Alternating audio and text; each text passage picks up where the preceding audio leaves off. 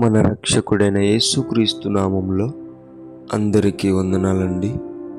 ఈరోజు దేవుని మాటలు 1 కొరింథీయులకు రాసిన పత్రిక 15వ అధ్యాయము 33వ వచనము. మోసపోకుడి, దుష్ట సాంగత్యము మంచి నడవడిని చెరుపును.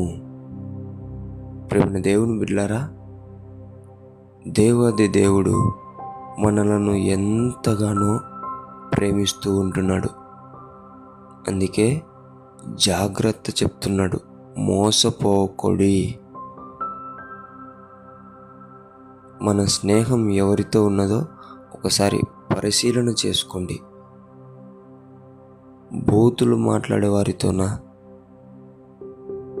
లేదంటే దొంగతనం చేసేవారితోనా, లేదంటే వ్యభిచారం చేసేవారితోనా,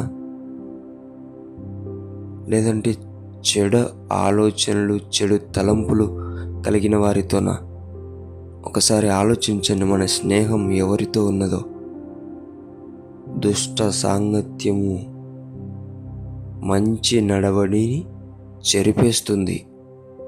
దాన్ని ఎంతగానో నీవు కష్టపడి ప్రార్థనతో వాక్యముతో కాపాడుకుంటూ వస్తూ ఉంటావు.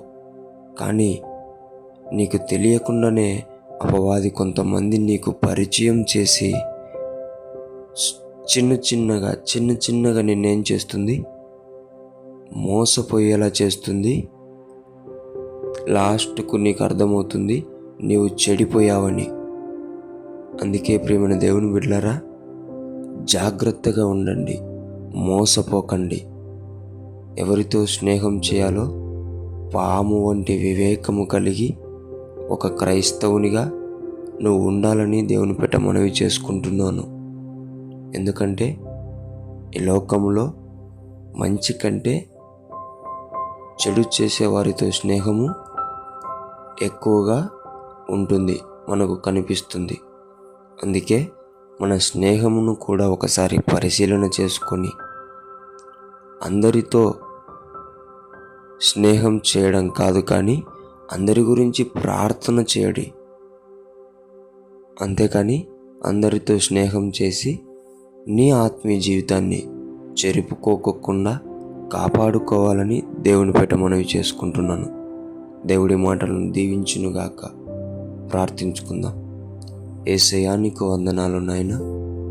మా స్నేహము నాయనా మాకంటే మీకు బాగా తెలుసయ్యా ఎవరు ఎలాంటి వారు అనేది.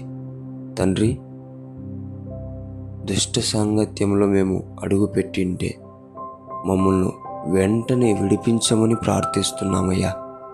తండ్రి, బాధపడినా పర్లేదు ప్రభువా, మమ్ములను ఆ దుష్ట సాంగత్యం నుంచి బయటికి తీసుకురమ్మని, మా ఆత్మీయ జీవితాన్ని నీలోనే కట్టమని,